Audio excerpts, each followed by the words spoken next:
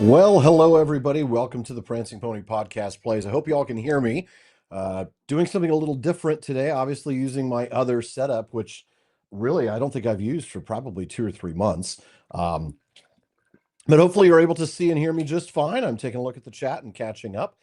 Don't get too used to this chat. Actually, it's going to be a little different when we use the tabletop. Katie, do you remember what settings we used for the chat? I can't recall. I think we did. Let's see here. Yeah, I don't remember. Let's see. Custom. No. All settings. That's right. Because then I had to go and change the theme. I think we were looking at something like rounded, bottom, background opacity was low, size was small, padding was small. Yeah, that's close to what it was. I'll figure it out here. Let me just get that back up here with the settings. Oh, the shelf's over here. It's on that side. Here, I'll see if I can, after I figure out the chat. I think we went to like like a really, really small one, I thought. But, all right. Yeah, I know. I thought we did. But it's not in the chat settings. It must be something else. Oh, maybe it was this. No. Maybe it was this. Compact. No. Custom. I don't remember anymore. We had rounded for sure. Maybe we just went, well, no, I didn't do that because then you can't read anything. But that'll have to work.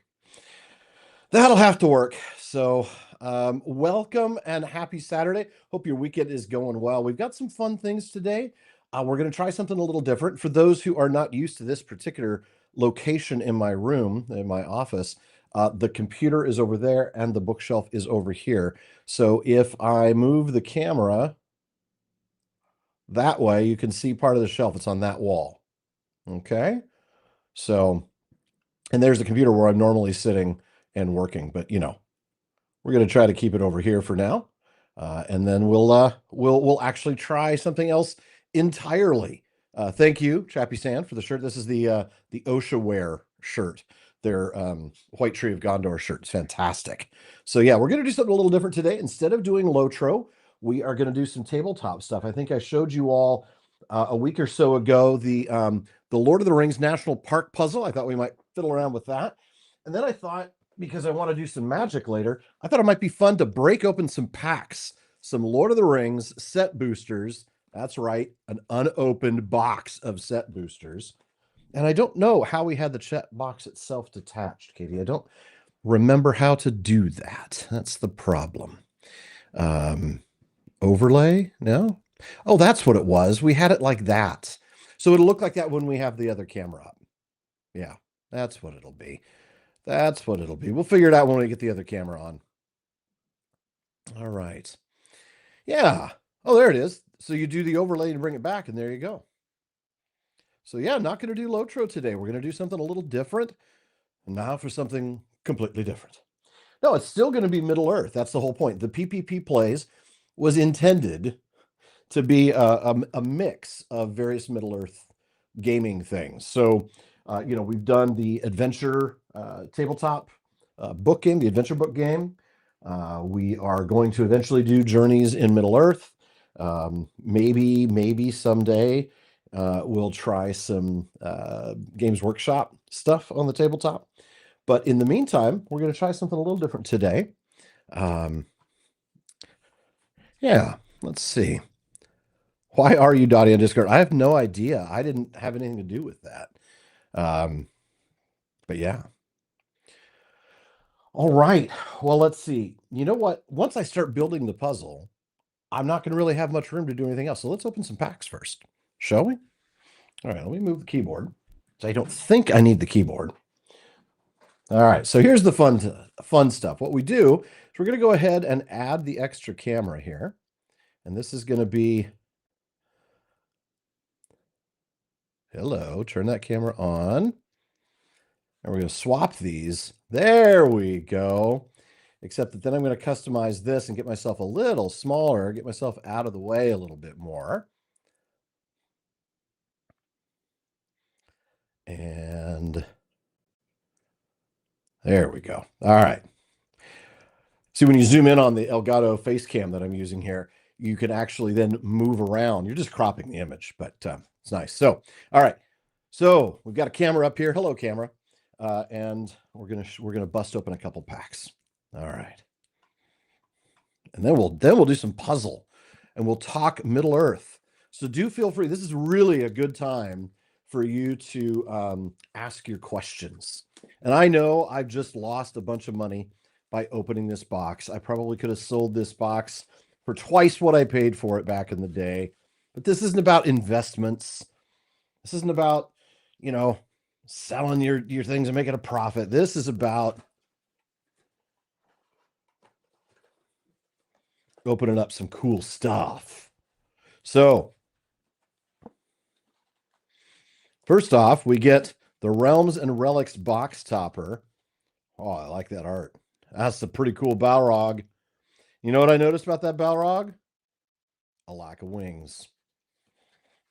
All right. I don't like that this box topper is kind of stuck. Like, I don't want to bend the card, you know?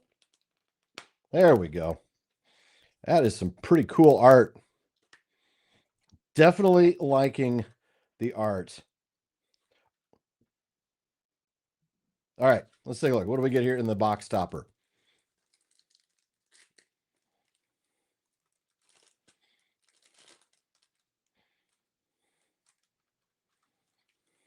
Oh, Megicel, Golden Hall of Edoras.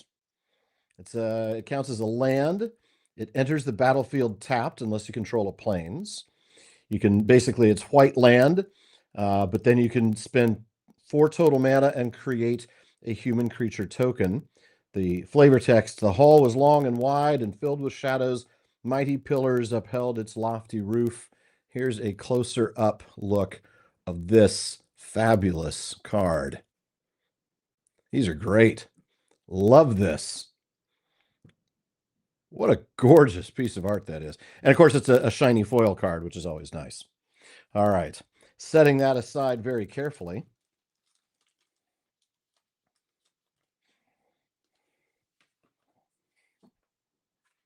All right, we're going to open a few packs and see what's going on. Any questions in the meantime before I start?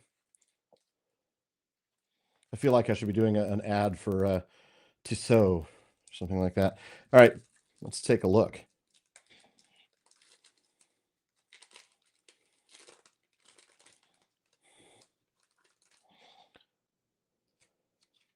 Little advertisers. Oh, it's just a token for the Orc army. All right, what do we get?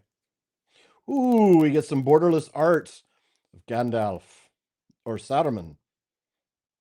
Saruman, that's Saruman. All right. So we get a forest. We get, you want to get basic lands. Took Reaper, Nimble Hobbit, East Farthing Farmer. I do love the white decks with the token stuff with the foods. Lord of the Rings does a good job with that. That would do really well with the, I think it's the Pippin deck. The box on the screen that looked like it was trying to track you. Oh, that shows up on the screen. That is the automatic tracking from the camera that's on that. I didn't realize that showed up. I could probably have to disable that. I'm using a Canon EOS. I don't remember which one for the hand camera. Hammer the Rittermark, yes, a 5/4 creature with haste for 5 mana, and whenever he attacks, which is going to be on the first turn since he's got haste, if you control a creature with the greatest power among creatures in the battlefield, you get another 1/1 white human soldier creature token. Someone gains possession of one of the 9 rings, or they technically have control over that particular Nazgul. Probably not anymore, Hassel. I think maybe early on, if they were very powerful to begin with. But the thing is, I think they'd have to be more powerful than the Nazgul, and only Sauron is more powerful. I don't know. I doubt it. That's a good question. Erkenbrand. Imrahil the Fair. Oh, I like this art. I like this art.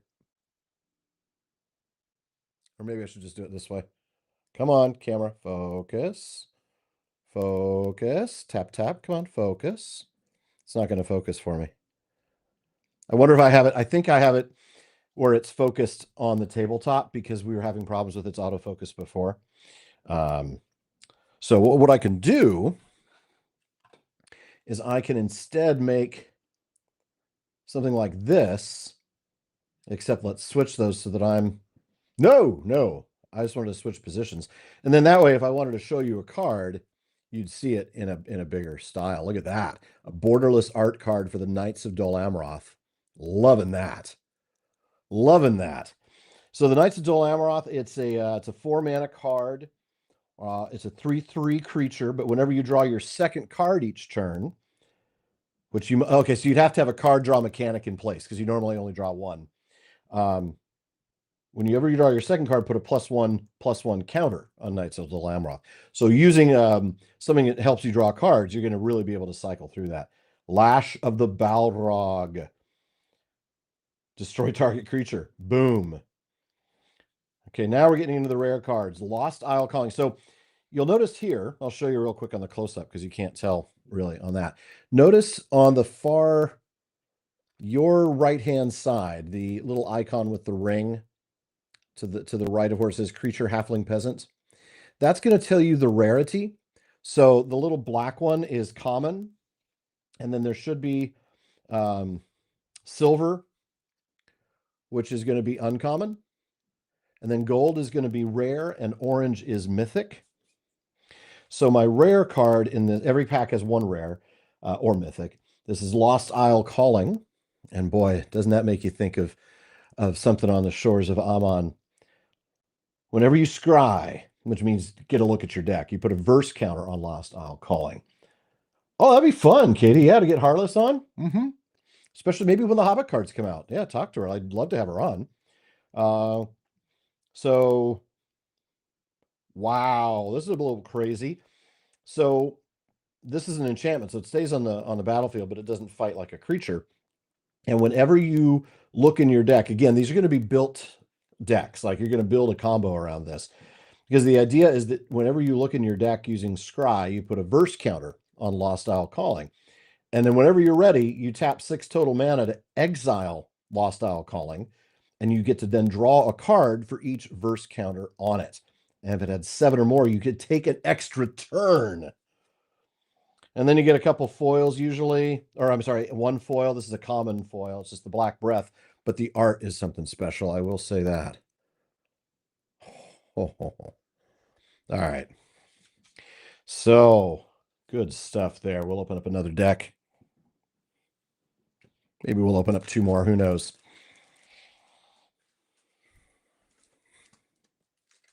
All right. What do we get?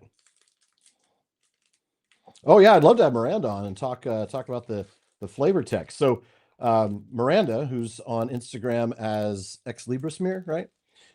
It was involved in doing the flavor text, selecting the text from The Hobbit to go with the Hobbit cards. Dan of the Rings, I'll tell you what, being an unsatisfactory, it is hard to teach somebody. The easiest way is to pick up MTG Arena, which is a free-to-play game. Don't buy packs or anything like that. And the tutorials will really teach you the basics. I hadn't played it much. I did play with the starter kit, but it really refreshed my memory, brought me right back up to speed. It's a lot of fun. And the cool thing about MTG Arena is you can play it against your friends, and not have physical cards and not have to be in the same room. Otherwise, well, look at that. We've got a female dwarf, I think. A Mirror Guardian. I like that. And then, of course, a land. Then we get our the battle-scarred goblin. Gotta love that crazy art. Got to love that crazy art. The Troll of Khazad-dûm. Lorien Revealed. Wizard's Rockets. Perfect, of course. It's an artifact that enters the battlefield tapped, but when you're ready, you spend X number of mana and tap it. You sacrifice Wizard's Rockets, and you get to add however much mana in any combination of colors. And when it goes into the graveyard, you draw a card. Ent's Fury. Oh, Strider, Ranger of the North. It's not a rare card. It's just an uncommon. But this is a nice little card and good artwork for Strider here. Yeah, MTG hasn't changed the rules. They just changed the decks. And then they changed what decks are legal. Eowyn, Lady of Rohan. She's only a 2/4, but at the beginning of combat on your turn, any creature you want gains your choice of first strike or vigilance. And if that creature's equipped, it gains first strike and vigilance until end of turn instead. Nice card to use and good art again.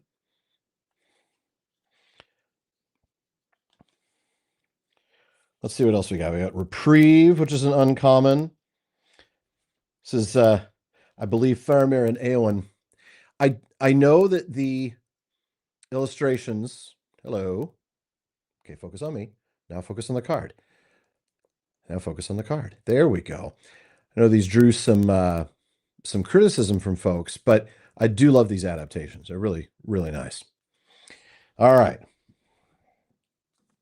Rising of the Day, another artwork piece that's a borderless one. Oh, I love this. Look at this. This is the Ride of the Rohirrim on the Pelennor. You can actually see one of the Mumak's trunks there off on frame. Really pretty piece. You got Radagast the Brown here, which is a mythic, I believe. Yes. It's a legendary creature, an avatar wizard. Not like he's going to do any water bending anytime soon.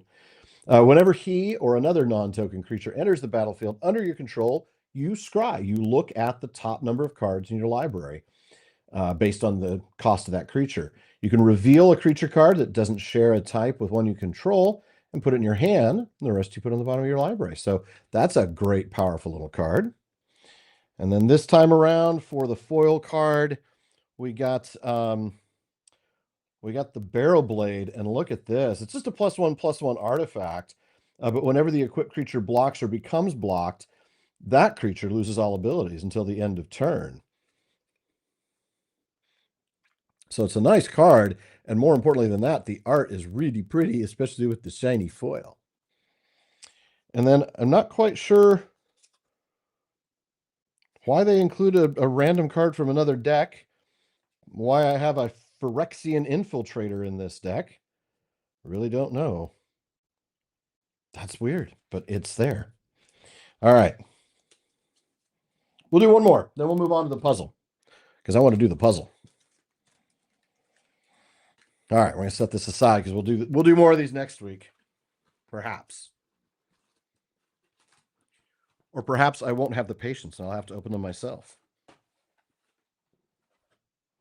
All right.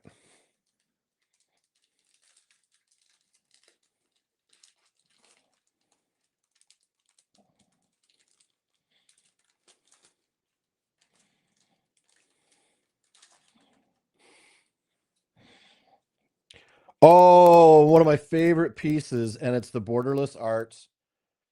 There's 81 of these borderless art cards in the series, and this is Aragorn and Arwen. And yes, Aragorn in this set of illustrations is played by a black man, and I have no problems with that. Because frankly, if you're going to give Viggo Mortensen a beard, you're already diverting from the lore. So it's an adaptation. Just love that piece. All right. What do we have for cards? We got Elven Farsight, Lothlorien Lookout. I mean, these are all common cards. A lot of Galadrim ones in this one. The Lothlorien Lookout, a Galadrim Guide, Galadrim Bow, Shower of Arrows. That's an instant where you can destroy a target artifact, enchantment, or creature with flying and scry a card. But it's expensive at 3 mana. Fiery Inscription. Whenever Fiery Inscription enters the battlefield, the ring tempts you. And I'll have to go look up the special rules about the ring and the temptations of the ring. It's great. It's absolutely great. Then we get the oh how sad. This is an uncommon card, Bitter Downfall. It's a 4 mana instant that you'd play in a black deck, and it is the flavor text tells it all. I tried to take the ring from Frodo. I'm sorry. I have paid. And the spell costs 3 less to cast if it targets a creature that was dealt damage. So if you've got like a 1/1 creature and they're like, oh, I'm just going to block you with my 8/8 monster, you can then cast this for a single mana and destroy the target creature, and its controller loses 2 life. And there is poor Boromir, pierced with arrows. Such a great piece. And then we get Ranger's Firebrand, which is just a 1 red mana sorcery where it just deals 2 damage to any target, but then the ring tempts you. Ooh, I like my special one. I like my special card in this deck. Ooh, I get a couple special cards. This is just an uncommon, but it's a special art. It's alternate art. Samwise the Stout-Hearted. It's just uncommon. It's 2/1 with flash, but there it is. It's the, oh, I can't carry it for you. I can't carry you. Hassel asks if I could get a full history of a reign of one of the kings or queens of Numenor from their POV. Who would I want? From their POV? Tar Palantir. Tried to turn it around, right? Tried to save Numenor. That'd be a good one. All right, last couple. So, Hassel asks, question for people that don't know. What do I mean when I say things like 4/4 creature? Okay, so real super simple, because I don't want to get too in the weeds on this. Magic the Gathering, you summon creatures onto your battlefield, you tell them to attack, and then the other player can then block or not block and can assign who they block and things like that. The first number, if I say a creature is 4/4, that means they have 4 strength and 4 toughness. So if they're a 2/4, they only can attack with 2 damage. They can only cause 2 damage, but they have 4 toughness. It would take 4 damage to kill them. So that's what I mean. So like a stronger but fragile creature might be a 3/1 or a 6/3. A defensive type creature might be a 1/5 or something like that. And the types of colors are just the kinds of decks you'll build it around. So black often benefits from creatures going into the graveyard, which is when they die and they get put in the discard pile. Then you can often pull them out. There are special cards that do that, or they do things like, vampiric powers. Red is about fast, small creatures. You just swarm your enemy to death. Green is a slow deck, but it is about waiting until you have enough mana to start laying down a bunch of, 6/6. Oh, no camera, no signal on the camera. That's that cannon that I don't understand why it does this. Okay. I should have seen it because it's right there. The chat's in front of me. So in this case, Eowyn Fearless Knight, see in the bottom, she's a 3/4. She has a strength of 3 and a toughness of 4. There's the casting cost. So it costs 1 white mana, 1 red mana, and then 2 mana of any color. So she'd only be able to be played in a deck that is a white-red combo deck. So the other colors, blue is all about control. It has a lot of like counter spells and, enchantments and things like that. And white is often about healing and like life touch. So you have characters, or life link, I should say. So when my character does 2 damage, it gives me 2 life, that kind of thing. So Eowyn Fearless Knight is the rare card in this deck.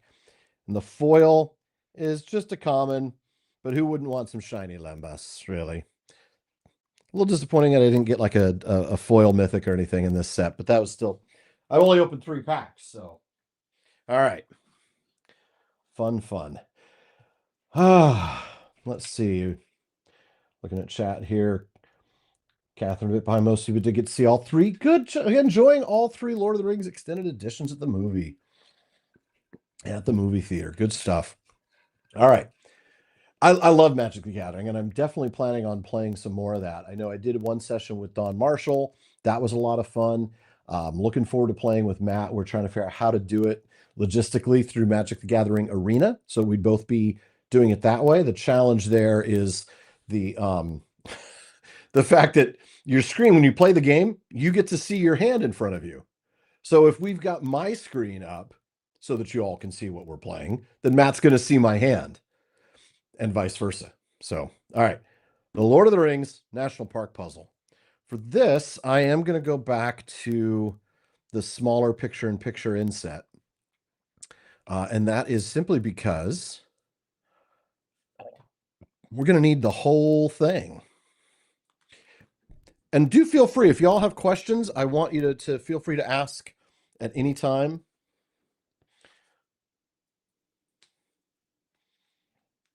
Thank you, Katie. Yeah, like always helps.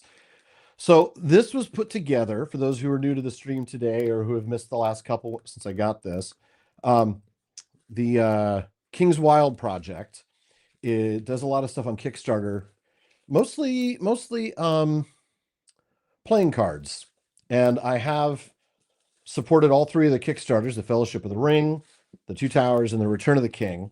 And the cards are fantastic. They're just glorious. The gilded ones in particular are amazing. But I'm really looking forward to this puzzle. So based on the art, which one am I going to go to?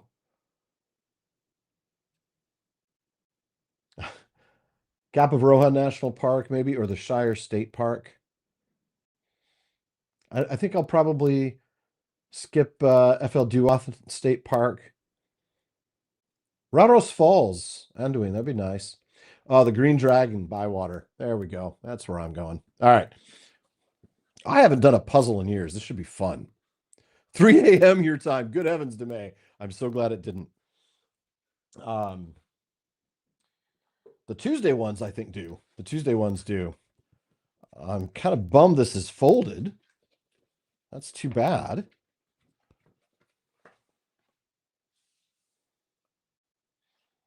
Trying to figure out how to unfold that. I get why they did it. It's stuck in a box. The cost for shipping would have been a lot steeper, but oh, there's two of these. I don't even know if they meant to do two of these, but they're two identical like mini posters. These are heavy stock. Minnesota Park to smell the flowers. No, I want to go to oh goodness, what's that little region just to the south of Minas Tirith? It's where Yorith is from. It's also where I believe Baragond is from, or his father. The valleys of loss of just let it rest. Thank you. Thank you, Demay. 600 heavy books. Yeah, there we go. I'll just let it rest. The Lord of the Rings. Imloth Melowy. Yeah. But I was thinking of the region that it's in. I just can't recall off the top of my head. I just did the whole Gondor stuff too. All right. Empty box. Ooh, silica gel. Okay. Oh, oh boy. Lasarnock. That's the one I was looking for. Oh boy. Thank you, Katie. Oh boy. We're not even close to done. Oh man. Oh, that's a pile of pieces, isn't it? Well, this should be interesting. Make sure to check this too. I am. Thank you, Katie. Yeah, Imloth, Melowy, and Lasarnock. I am entering a world of pain, Chappie San. I love this bag too. Like, I want to use this bag for other things. It's got a zipper on it, even. Like, that's a handy little bag. I like this. It's a really nice puzzle. It's supposed to be just about the size of this desktop. I can get from here to here for some reason is about like 27 plus inches. And this puzzle's like 28. No, I don't, Katie. And then I think I can get about 14 inches to there. All right. Well, we may not be doing this for long.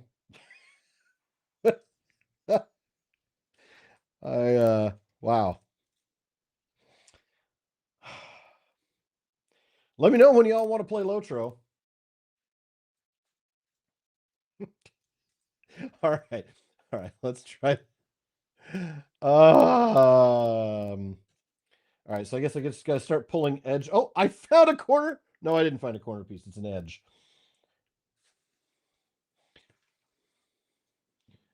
Let's see here. All right. I'm going to use the little reference poster over here.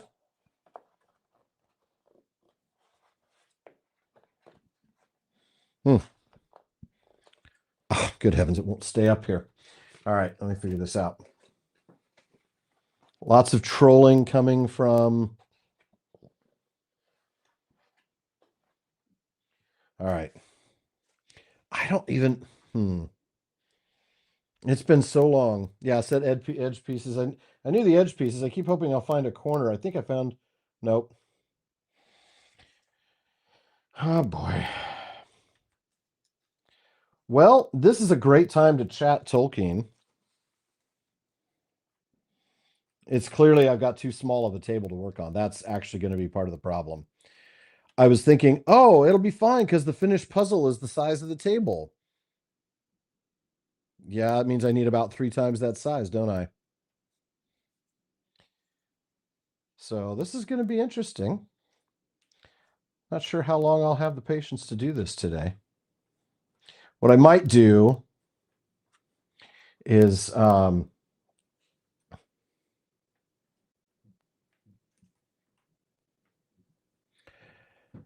don't know. I don't know what I might do.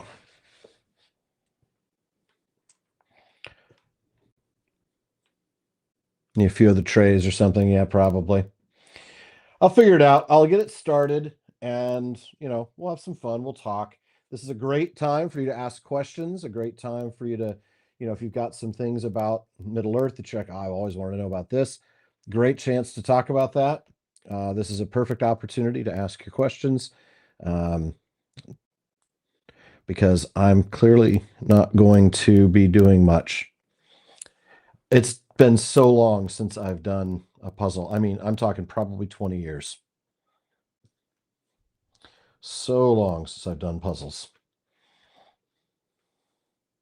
And even then, it'll be a mere coincidence. What, doing a puzzle? Yeah, I did this because I really liked his art, for the cards, and I thought, well, I'm sure. Well, there's something. All right, this one's easy to spot. Here. All right, so that's going to be the 3 elven rings.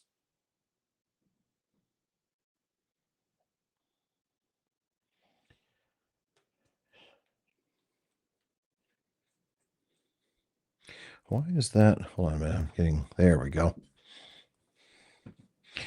Well, I may have overestimated the size of my table.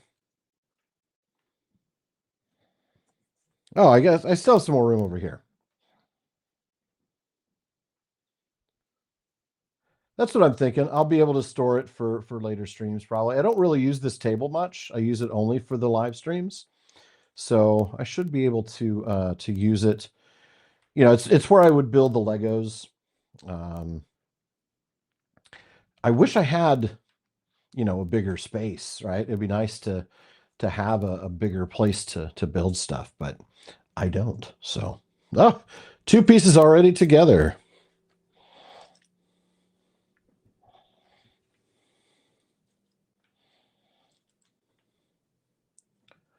Who in the Legendary would be good at... Bilbo would be very good at it, I think. Yeah. Elves. I've been working on a 100,000 piece puzzle for the last 7 years. It's a lovely way to spend one's extra time. Elves. They haven't met a to-do list that they can't wait 2 years to tackle. Must be nice to have that kind of time. It's not cheating. I get to make up the rules. It's not cheating. Hold on. No. No. Or if it's cheating, so be it. I shall cheat. I've got... you can't really see, but over here is where I'm storing the edge pieces.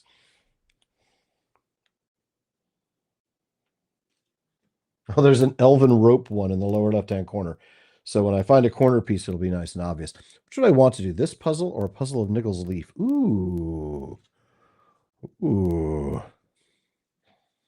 Yeah, that's the way I look at it, Nate. Cheating in single player games is fine. I used to use like all the cheat codes in Doom and stuff, you know? I mean, do I like trying a game the hard way or the way the developer intended? Yeah, sure. But sometimes I like mods, you know.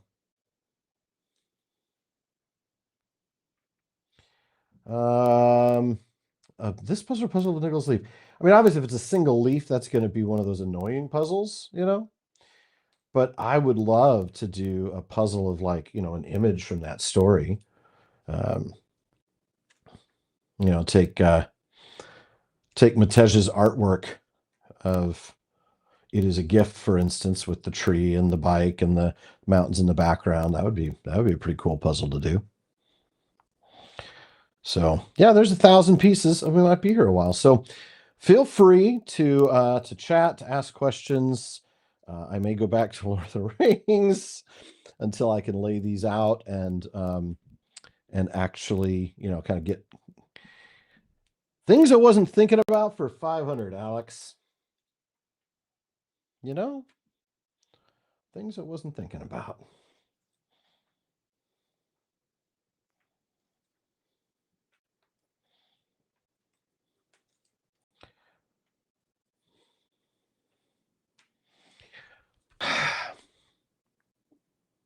Hmm. Like, where am I going to put things, you know? Oh, man. All right.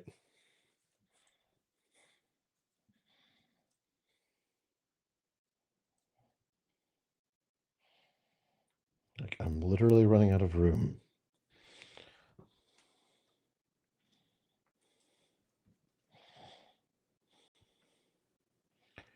Maybe a 200-piece puzzle would have been more doable on the stream, huh? What do you think? Now, there's still other things to do, right? I mean, I've still got the games. I do want to really do learn Journeys in Middle-earth. I know Sean and I have talked about how if I can just learn how to run the One Ring tabletop RPG, he would join for a session, which would be fantastic to play with Sean. We tried doing a little bit of the coloring books for a bit. I think we did a session with those. Those were fun. I like doing that. That's chill without taking up the entirety of the desk. Yeah, I think it's 1,000 piece. I think it's 1,000. Yep, 1,000.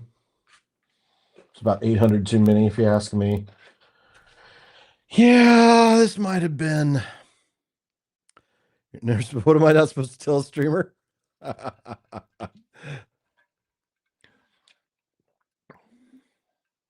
And smug. I read that as Smaug. Ooh, can I just say I like the vial of Galadriel here. Hello, come on, give me focus. There we go. And now there we go. Nice. All right. Ooh, Grey Havens. Yeah, I've still got what, like 700 pieces here that are kind of falling off the table. Let's open some more packs. Smug was smug. It's true. So I'm not totally giving up, by the way, just so you all know. What I'm going to do is I'll put these pieces, this pile away, and then later I will sort off camera so that when we come back to this, whether it's Tuesday or Saturday, we'll have the pieces out and about, and it'll be easier for me to then grab and start to build. So we'll just pour the spares, not the spares, the ones that haven't been sorted yet.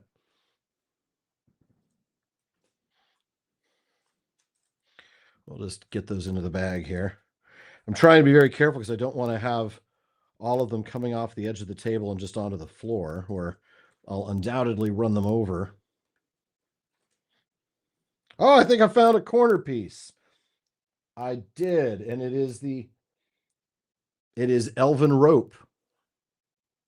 So that's the lower left-hand corner. I'm going to keep that out for sure.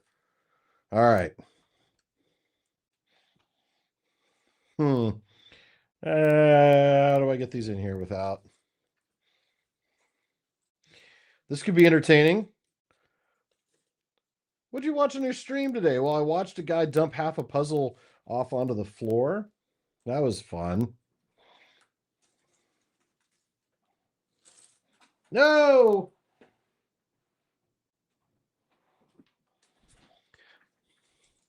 Fellowship of the Ring question. Is it a coincidence in chapter 3?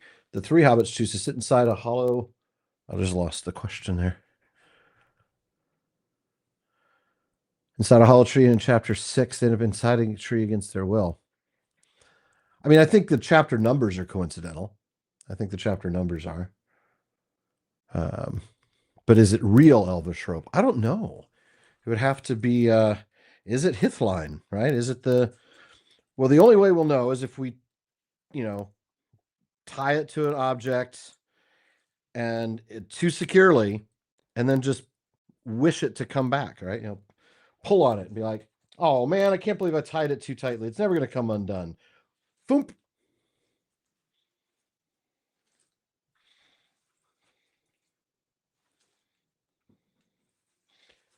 Also, do pardon any wild sounds. The winds out here today have been wild. Like we've got a wind alert, and it's supposed to be something like 25, 30 mile an hour winds with like 45 mile an hour gusts. Watching my son play flag football this morning was pretty hilarious. The ball was sailing on everybody that tried to throw it. But that's the Santa Ana winds for you. Those are the winds we get in the winter.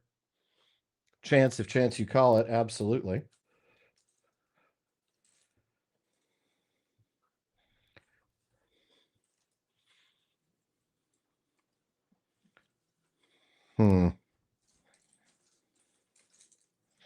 All right, we're almost to the point where we can bust open another pack and then move into some LotRO for a bit.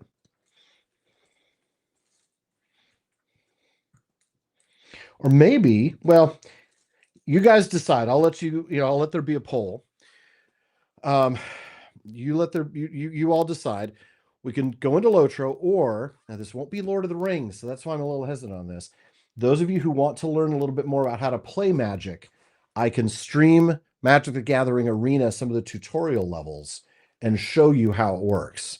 But that isn't really Lord of the Rings. It just lays the foundation for some Lord of the Rings stuff later.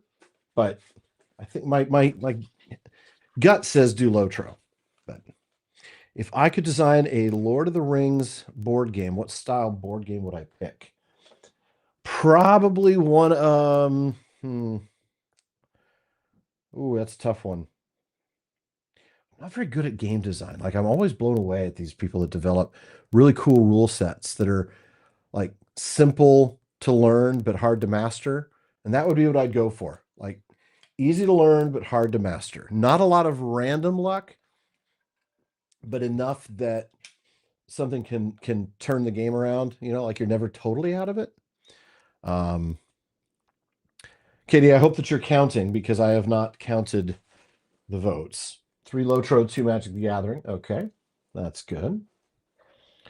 We are currently at LotRO, but we'll do a couple more decks so that we can at least get our Magic the Gathering fill, even if we don't do it on Magic the Gathering Arena. All right, so here we've got puzzle pieces, but probably what, like 150? I mean, like nowhere near enough space on here. All right, let's do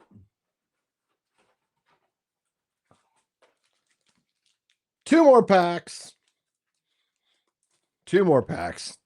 Let me scoot up a little bit. All right, so for this, I think, Katie, we decided we really liked, was it this view? So that I could get a little bit bigger. Yeah, War of the Ring. Yeah, it's some of the games are a little complicated, and it's actually what I think Journeys in Middle Earth is supposed to be a little easier to play, but I don't have anybody to play it with, so I have to learn, on my own and with the app because there is a companion app. So, all right. All right, Magic the Gathering, what do you got for me?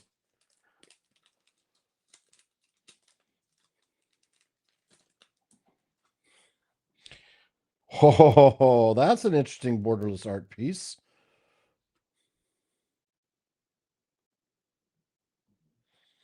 All right. Get a land, of course. Kirith Ungol Patrol. It's an interesting one. So it's a black card, of course. You'd expect orcs to be either black or red for the most part. They're sort of the bad guys of the colors, black and red. Black for sure, red sometimes. Maybe we can go along on LotRO since you've yeah, we could. Um, this one is it's a 5 mana cost, so it's 1 black and 4 of any color. And it's a 4/5 creature. But what's interesting about it is you can spend a mana, tap this card, which then means it can't attack that turn, and sacrifice another creature.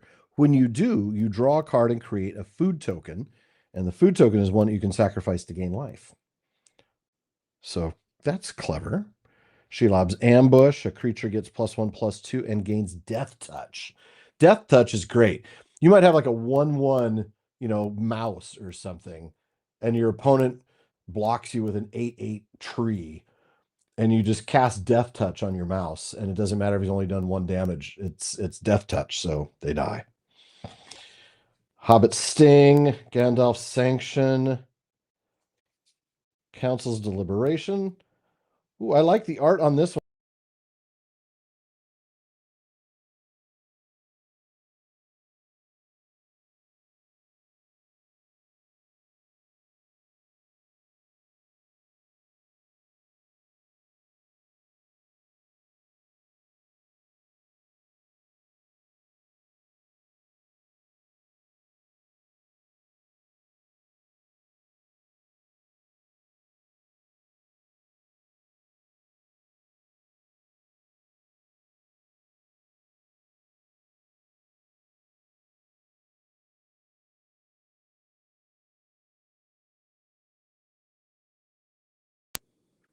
All right, am I back? There's something weird. It might have been that the camera died again. That's not supposed to happen, by the way. All right. Tell me I'm back, by the way. Okay, good. Okay. Extra camera, cam link 4K. No. Come on. Extra camera. Yeah. Oh, there we go. All right. I don't know what's going on with that. That camera, it's not supposed to do that. I've disabled that feature, right? Like I don't want it to time out. I want it to stay on. Ha ha! Hey, hey for the bath at the close of day. It's the bath song. These are more complicated cards. These enchantment sagas. I haven't played with the sagas yet, but when the saga enters, and after your draw step, you add a lore counter, and then you sacrifice after step 3. So step 1, you put a counter on it, you draw 2 cards and discard 1. Same thing again when you put the second token on it.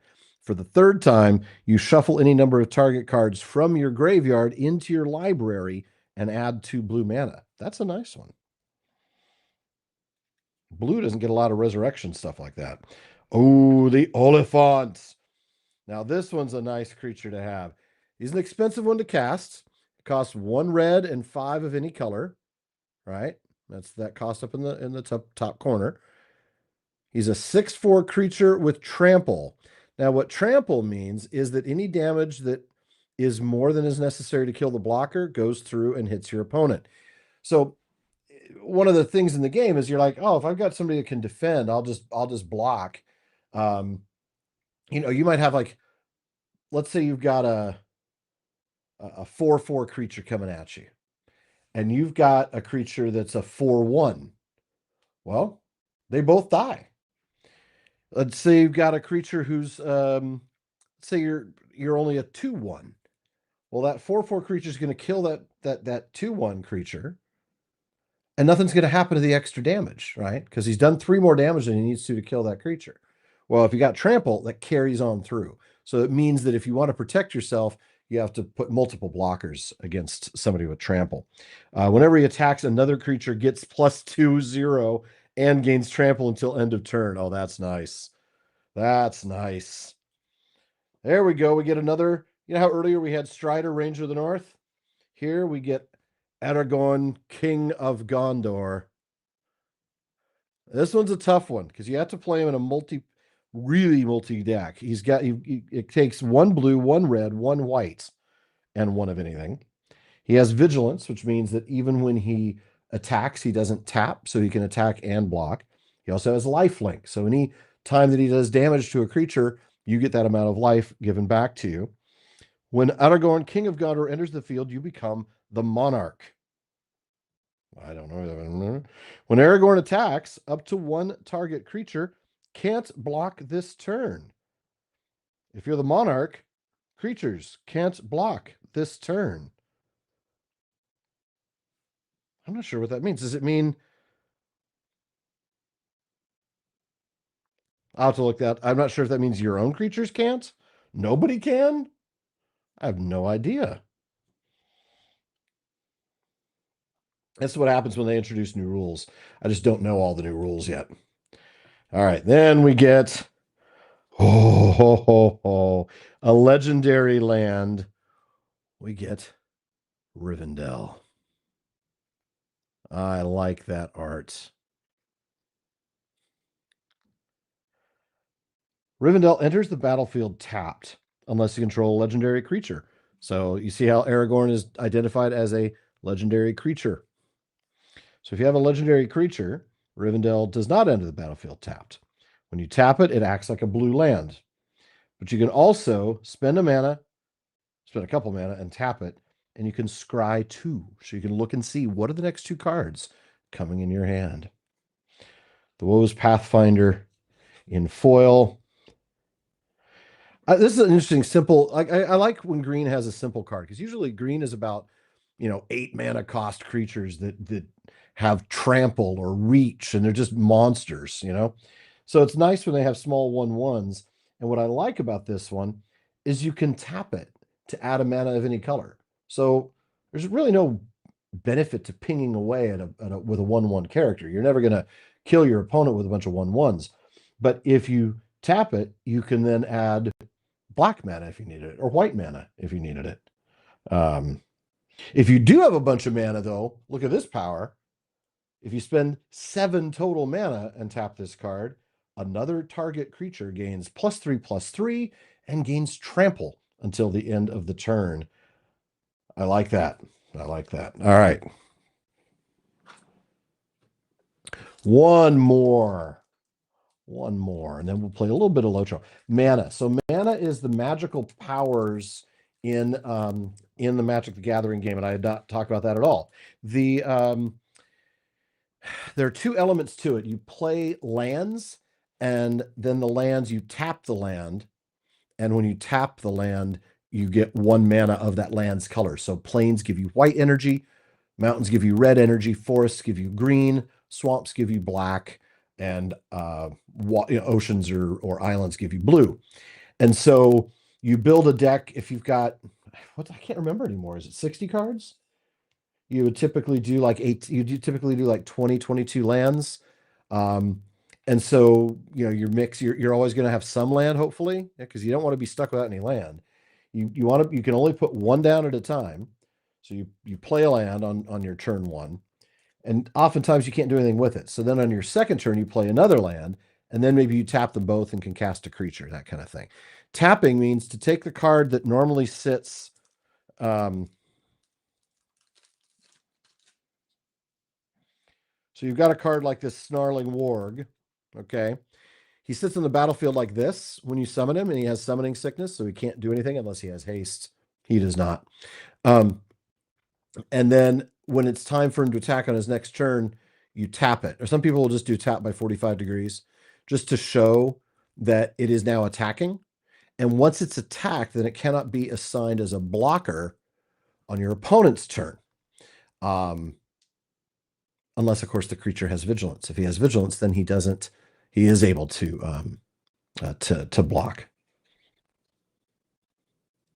Yeah, maybe we'll pop in and just do a real simple game because we're down. It's already 2:00. I've only got about 30, 40 minutes left. So I think maybe we will pop on a Magic the Gathering arena just to kind of give you an idea So as we open these packs and play the game later with Matt or with Dawn, you'll understand some of the mechanics that are going on.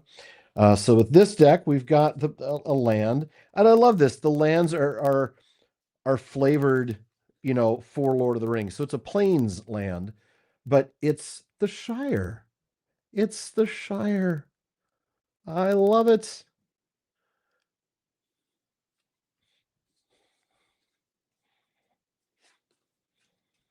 And then the creatures that we have in this deck, or the spells, I should say. Everything's a spell. It might be a spell that's a creature. It might be a spell that's an artifact, or a spell that's an enchantment. All of those things are spells.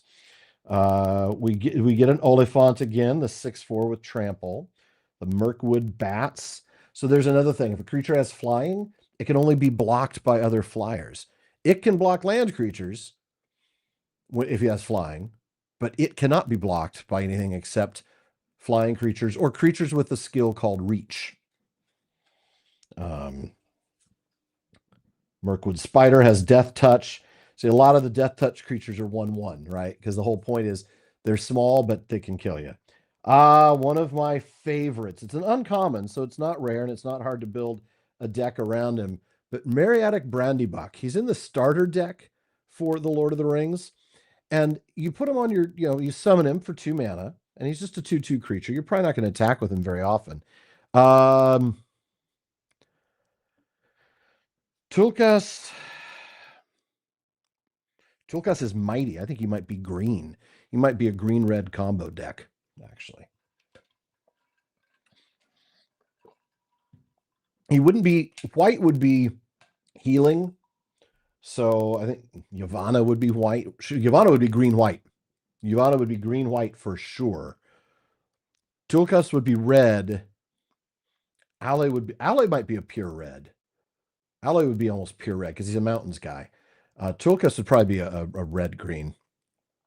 Frodo is a 1/1 with a death touch to Sauron, pretty much. So the cool thing about Merry here, if you have him on your table, on your battlefield, whenever one or more halflings that you control attack a player, you create a food token.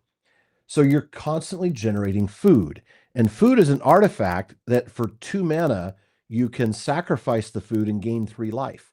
And then you combine that with other combos that maybe generate, like I think Pippin, when you create a token, you create a second token. So if you have Pippin and Merry, then you attack, then Merry gets you a food token and Pippin's bonus gives you a second food token. So you're building up all these food tokens that you can use to give yourself life or that you can sacrifice for other things in the game. So there's all sorts of flexibility that you can do there. But we'll show you some of the basics in the game. Ooh, Bilbo, retired burglar. The ring tempts you when he enters the battlefield, but whenever he deals combat damage, you create a treasure token. And then Frodo Baggins. Frodo Baggins.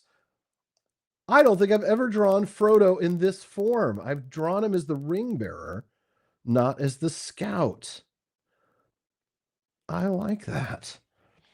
He's a 1/3 creature that costs 1 green mana and 1 white mana to bring onto the battlefield. Whenever he or another legendary creature, like Merry, enters the battlefield, under your control, the ring tempts you. But as long as Frodo is your ring bearer, it must be blocked if able. That's great because you start putting enchantments on him. So a lot of times, if I'm the opposing player and I've got a 1/3 guy that's coming after me, I'm not going to block him. He's only going to do 1 point of damage. Like, I'm going to wait. I'm going to keep my creatures available for other things. I don't want him to kill things. I have to block him. That's the rule. That could turn out really interesting. Then we get I love the borderless art on these. The borderless art. Here we got a foray of orcs card that costs 4 mana to cast, including a red, and it gives you 2 orcs. When you do, the foray of orcs deals X damage to the target creature that an opponent controls, where X is the amassed army's power. So, for example, you have a lot of orc cards that they're not really cards. They generate orc tokens, and each token is a 2/2 orc. So you might have an army of 6 orcs. They're not cards, they're just tokens.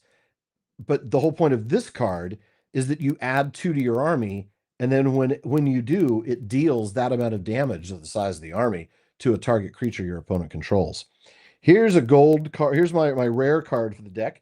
Legolas Master Archer. He has reach.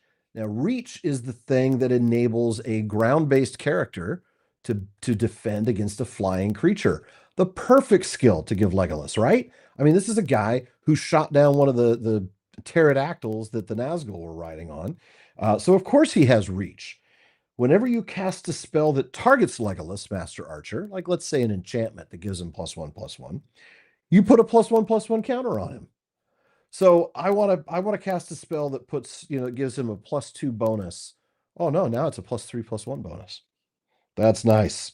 Whenever you cast a spell that targets a creature you don't control, one of the enemies, let's say I want to just a target instant that destroys the opponent creature, or there's a lovely white enchantment that just freezes them. They can't play, they can't attack, and they can't block. But whenever you cast a spell that targets a creature you don't control, Legolas deals damage equal to its power to up to one target creature. And then the foil is a foil uncommon, the Dunedain Rangers. Shiny. I like that.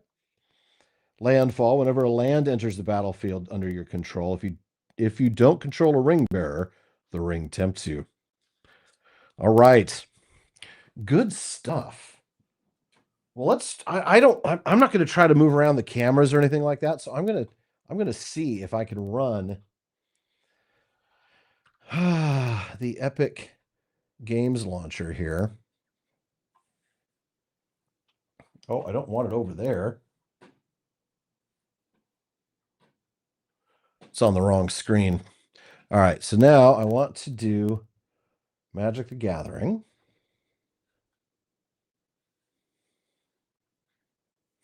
Of course, it's over here. All right, I wonder if I can make it very small. Oh, nope. Hold on. All right, so I'm going to change the cameras here. We're going to go to picture in picture. I'm going to replace this. I'm going to remove those cameras. And then I'm going to add share screen. Screen share. Allow it to share window.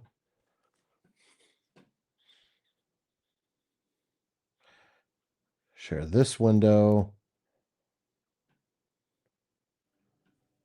Okay. All right, so this is just the storefront main page. It's going to try to sell you a bunch of crap.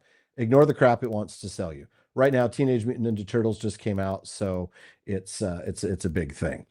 Now, what I need to do, I can't control it from there. I have to control it from here. Is there a way for me to shrink this? Give me a second. Let me see if I can shrink the screen down to like small. There we go. Maybe not that small.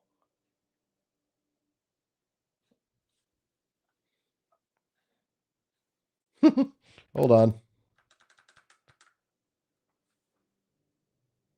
Nope, too big. A little smaller than that. There we go. All right.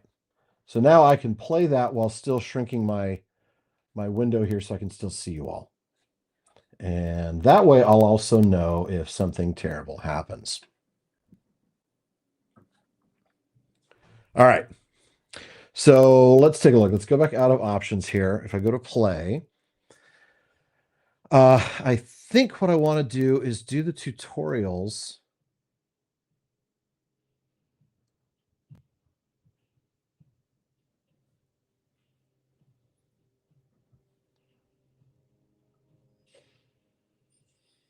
Good to see you again.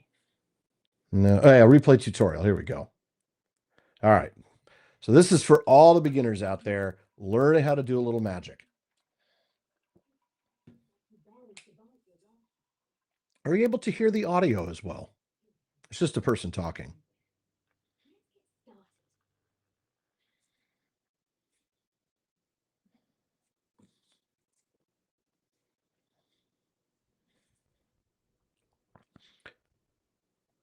One of them will help us practice. All right. Now, these are preset. Like, these are very, very basic, intended to teach you individual level mechanics. I'll turn up the audio. Oh, I see. It's one of these things where, once again, the mic is going to have to pick up the audio.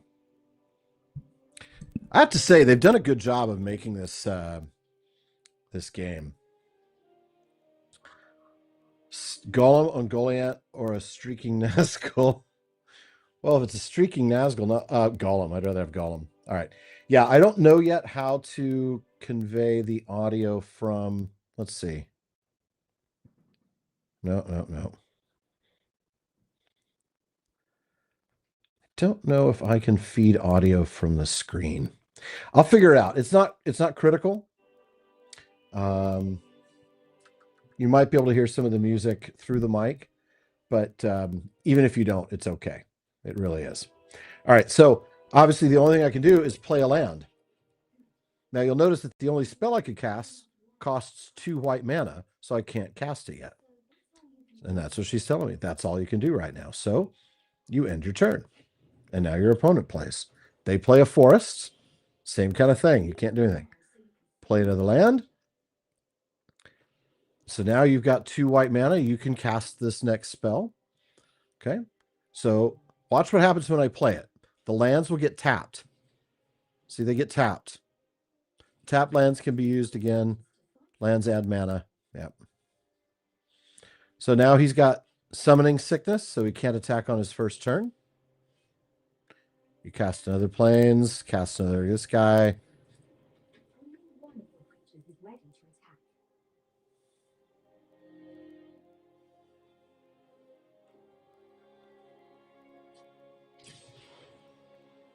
Okay. 1 attack.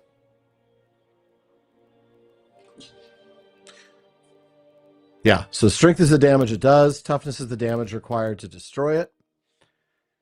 And now it's tapped, so he won't be able to block.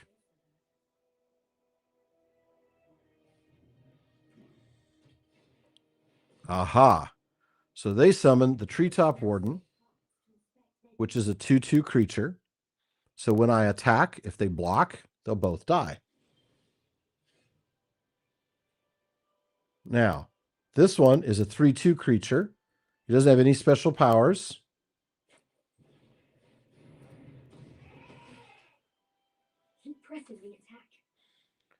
So we're going to attack both. Now they're going to probably choose to block one of those. See? You've been blocked as you should. So they will then cancel each other out. The 2 power does out the 2 toughness, and they both die. They both enter the graveyard. Right?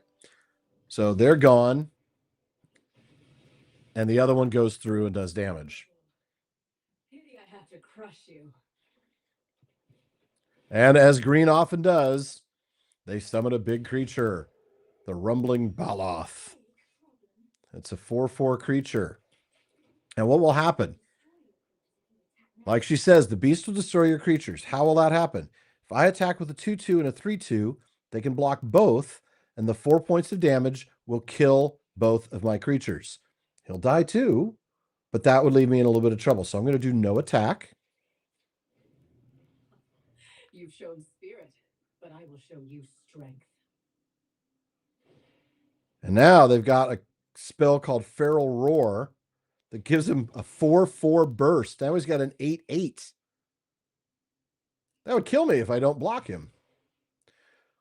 So I have to block. That will kill my creature and not kill his creature, because a creature regains all his toughness at the end of a turn. So notice he's down to 8/6 now, but what will happen is when the turn ends, he'll go back to the 4/4. Oh, look at this. A sorcery that I can cast for 2 mana to destroy any target tapped creature. Goodbye. Now, the difference, that was a sorcery. Blue has a lot of instants. Those you can play at any time, even when it's not your turn. In my case, I had to play that as a sorcerer, so I could only play it on my turn. They summoned a couple of those. Cast the spell. Tap all creatures your opponents control with toughness 2 or less. Now they're tapped, so they can't block, which then means that I will attack and win.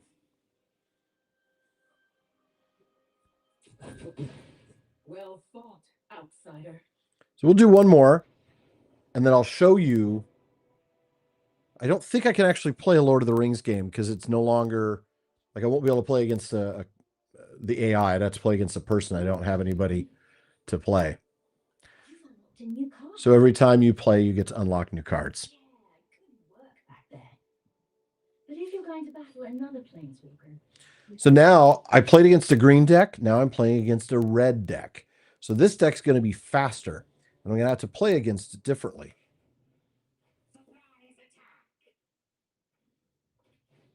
Immediately, and it's not only a 1/1 creature, he's got haste. So that means he can attack the very first turn. He has no summoning sickness. Oh, don't worry. These things are basically harmless. And another one. And another one. 3 of them, all with haste, all 1/1s. Second blood. Second blood. I'm gonna start talking like him. I like that.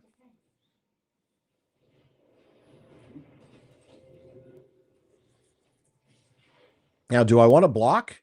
Yeah, I do. But I only want to block 1 creature, right?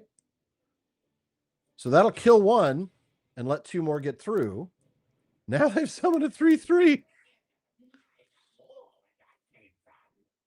So this is how red plays. Very, very fast.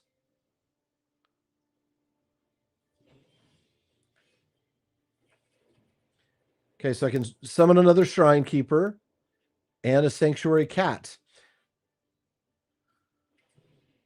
I think. Yep. the creatures aren't Meow. survive when blocked. Nope.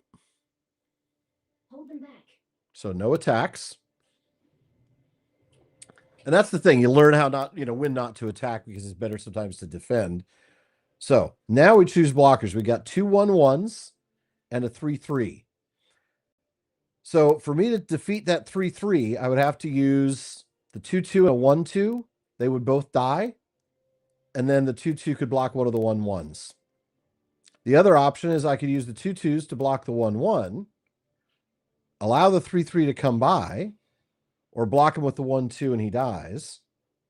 So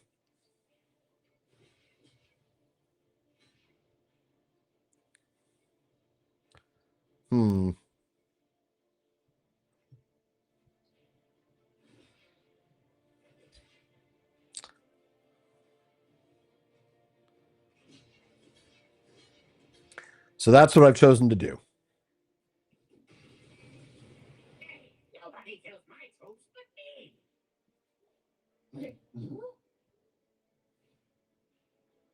Goblin Grenade. So he casts this, has to sacrifice a goblin to cast it, but it does 5 damage direct to me.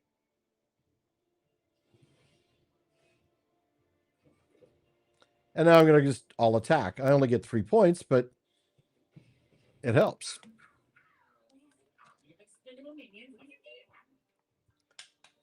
Notice that he's low on cards, so he's uh-oh. When this creature enters, create 2 1/1 goblin creature tokens. So for 4 mana, he creates 3 creatures.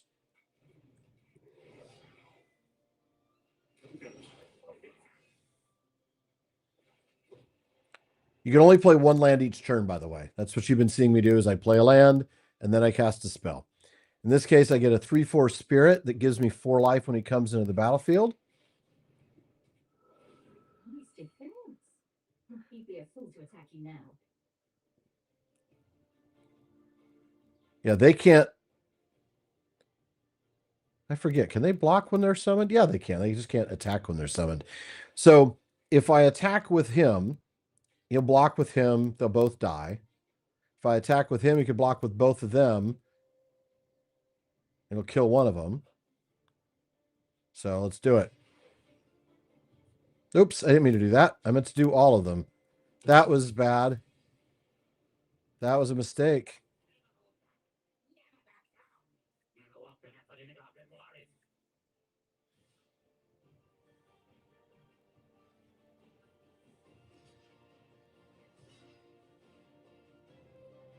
Oh, sure. Might as well block with him, too. It's time to bring the pain. The Painbringer. This is going to hurt. 7-3. But he does 3 damage to everybody. Well, I'll just heal that pain.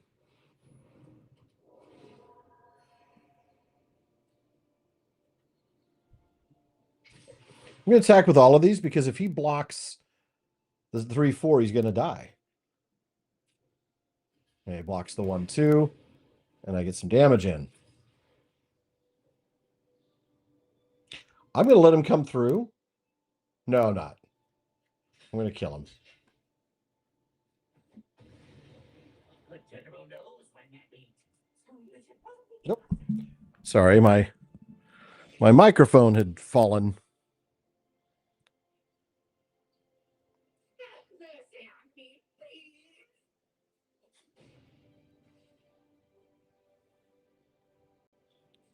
All right. He's got a 1-1 with haste. Fine. Attack me. You're still here? Uh-oh.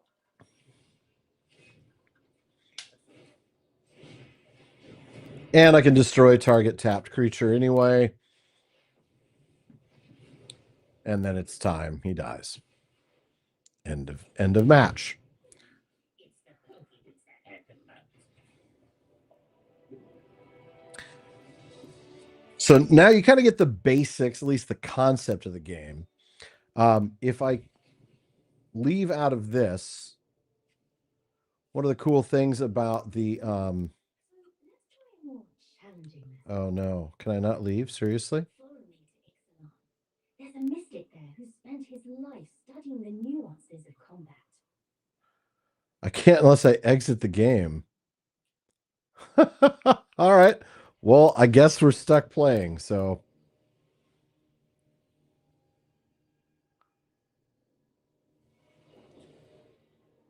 now we're playing against a blue deck. So it's going to have, He might look like any other man, yeah. but his knowledge is boundless.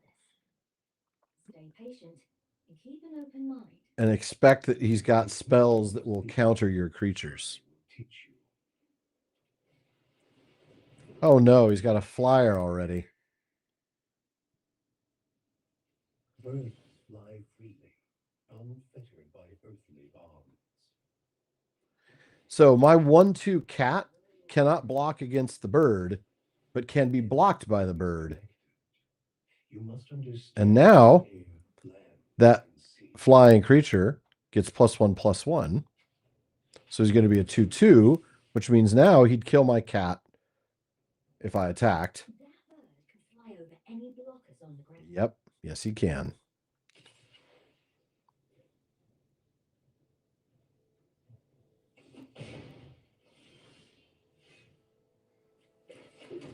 All right, we're going to do Knight's Pledge. This gives a creature 2+2/+2.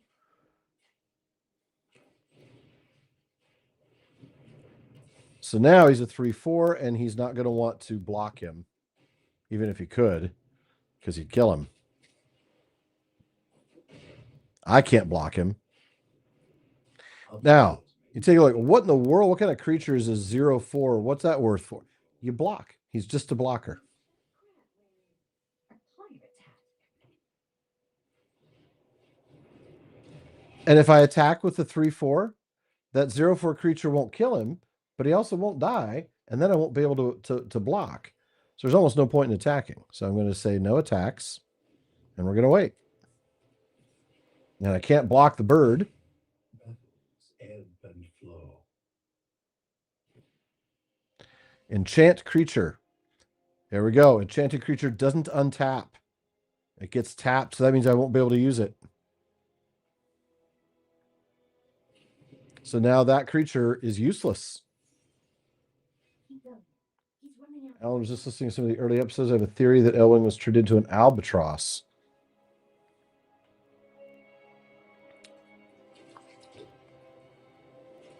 So now I'm going to have to enchant this creature. There's no point in enchanting the guy that's been tied down.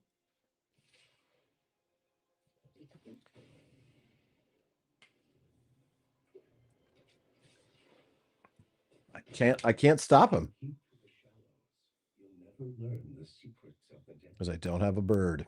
I don't have a spying flying creature. Even this creature can't block a bird. So, man, we got some trouble here. All right, we're gonna cast the Spiritual Guardian so we get some life back. If we attack, at least that guy will die. Giving that cat the Tilkus treatment. You bet. He's just a cat, but he's been buffed up. Uh-oh. Look at that. Titanic Pelagosaur is a 4/6. Lessons are just so majestic. Angelic Reward. Gets +3/+3 and has flying. So I can either make him gigantic, make him an 8/9 with flying, or I could add it to this guy, and I think that makes more sense. So we got a 6/7 and a 5/6. Ooh, no. We're only going to attack with this guy. Because if I attack with this guy, he'll block. You know what? I will. Neither of us will die. Yep, he's going to block him. So neither of those two creatures die, but neither do we do any damage. Uh-oh. Ooh, one turn away from death. Might have been a mistake. The master is also an ocean. Wait, what? That last one sounds a bit fishy. Another Pelagosaur. The mystic I was thinking of isn't even a merfolk. So we're going to make the flying guy tougher because then he's the only attacker we need. Dead. It was fun while it lasted.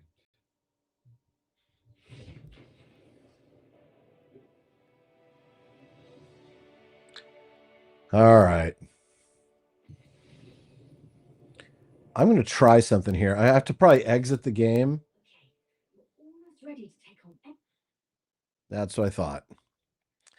I was going to see about looking at the let me try and share it again. I want to try to pull up my deck on the Lord of the Rings deck. That was the whole point. I wanted to show you those cards. It won't let me. Man. All right, I'm going to do that later. I'm not going to. I didn't realize that when you play the tutorial, you have to play the whole thing. So I'm going to exit the game. And we'll just be calling it early anyway. I mean, it's already 2:30, so we're going to be wrapping it up soon anyway. What cool questions do you have for the next, few minutes? Uh-oh. Oh, that's the camera. Okay. Trying not to dislodge any cables. All right. Cool questions is too much pressure. I'm sure you can come up with something, Nate. I mean, really. So magic, though, man. I'm telling you.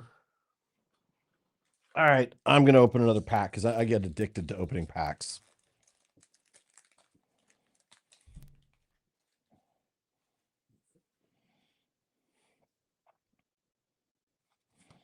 We got an island, so it's like the Tol Belfalas. Eagles of the North. Ooh, it's a flying creature that when he enters the battlefield, creatures you control get +1/+0 and gain first strike. First strike is nice. So let's say you got two creatures that are both, they're going to kill each other, right? They're 2/2s, or one is a 4/2 and the other is a 2/2. Whatever the case, where the strength and toughness are such that both creatures will die. First strike, whichever creature has, if a creature has first strike, that creature does their damage first. And if that kills the opponent, they don't even get damaged. It's a great way to boost a character. What was that question? I didn't catch it. Did I get any cool or valuable feedback from the PPP Mood attendees? Lots. What's a passage I wish was chosen by my co-hosts for the Tolkien Reading Day episode? I'm really surprised no one chose like Mary and Eowyn or Sam. Yeah. I mean, I'm not disappointed or anything, but I'm just a little bit surprised. Cool question. How cool do I think it was on the top of the Middle Tarma? Probably not all that cold. I believe Tolkien wrote that it's about a 3,000-foot mountain. So, the temperature's not going to be, I mean, it's going to be cooler than sea level, sure. But we're talking about a land that's not very far off the equator. We're talking about a land that's probably within the tropics. Certainly, warm climb. So 3,000-foot mountain, maybe in winter, they still would never get a dusting of snow even, I don't think. Because they're in the middle of the ocean and it's never going to get cold enough. So, Orange Cat has adopted you. I'd say the same, but mine's still trying to kill me. We've got Escape from Orthanc and Isolation at Orthanc. Those are great. And Fire of Orthanc. I wonder what the odds are of that, because those are a white card, a blue card, and a red card. They're not even related to each other. Oh, Bill the Pony. When Bill the Pony enters play, feed him to the Watcher in the water. No, create 2 food tokens. And if you sacrifice a food until the end of turn, you can take a target creature you control and it assigns combat damage equal to its toughness rather than its power. Okay.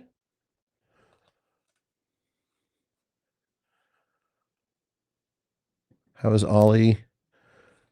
What the what? What? I was hoping to hear some valuable feedback. Oh, I don't know. What happened? What did I say? Why am I getting a what and an Alan? Did I lose you guys? Oh, because I said feed him to the Watcher in the water.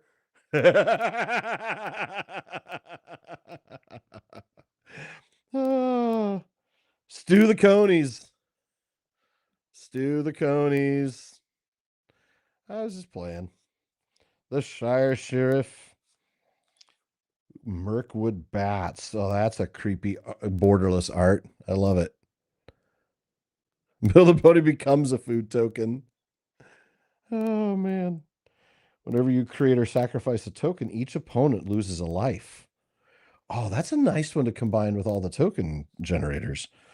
And then the rare card is another version of Aragorn. This time, instead of Ranger of the North, instead of King of Gondor, he is company leader for 3 mana. He enters the field as a 3/3.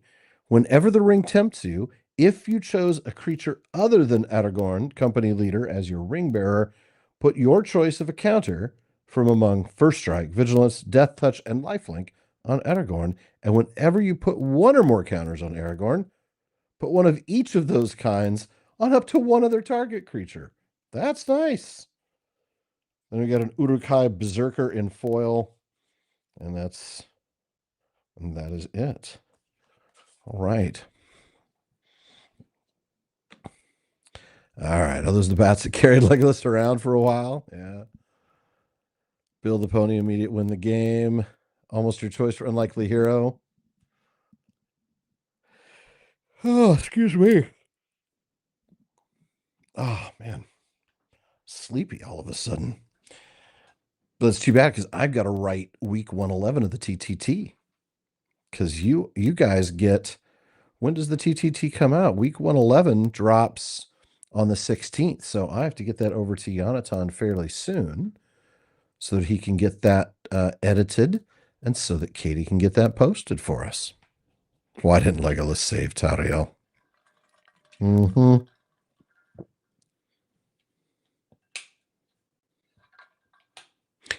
All right.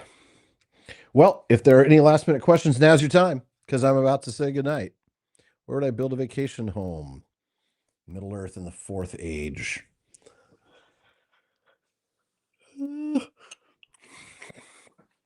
Part of me thinks the Shire, but probably Rohan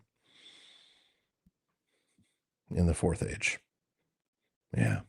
Because the problem with building it in the Shire is I'm not supposed to be there. It's forbidden to the big folk. So it would have to be like, really off the grid. I'd have to hide all the time from the locals. So yeah, probably Rohan. All right. Folks, thank you for joining me today. I appreciate your flexibility, your willingness to sort of roll with the punches as, we quickly discovered that the puzzle was going to be problematic. We'll see about trying to build that next week. If not, we'll move on to doing some Lego. In the meantime, LotRO is still on the table is something we'll do. Probably do LotRO on Tuesday and then do another tabletop thing on Saturday. Ooh, Athelian. Better choice. Athelian for sure. Mm-hmm. So enjoy the rest of your weekend, folks, and I will see you all on Tuesday. Thanks again for joining me. I really appreciate it, especially when I'm doing something different than Lord of the Rings Online. It means a lot to me to have you join me. So enjoy, and we'll see you all soon. Take care, and good night.